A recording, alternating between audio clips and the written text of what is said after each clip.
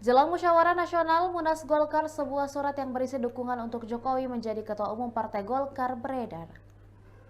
Bahkan surat tersebut ditandatangani langsung oleh sejumlah politisi senior partai tersebut. Anggota Dewan Pakar Partai Golkar, Ridwan Hisyam pun membenarkan hal tersebut. Dilansir dari tribunnews.com, Ridwan mengatakan bahwa dirinya menjadi salah satu yang bertanda tangan di surat itu.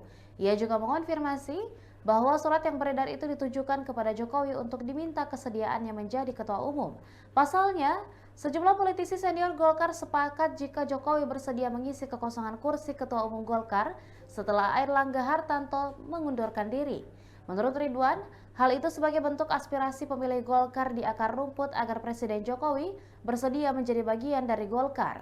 Diketahui sebelumnya surat dukungan untuk Jokowi menjadi Ketua Umum Golkar itu beredar sehari sebelum Munas, yakni pada Senin 19 Agustus lalu. Adapun Munas Golkar sendiri rencananya akan digelar pada hari Selasa 20 Agustus 2024 hari ini dengan agenda pemilihan Ketua Umum pengganti Airlangga Hartarto.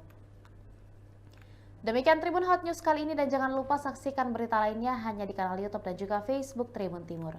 Download Tribun X sekarang, menghadirkan lokal menjadi Indonesia.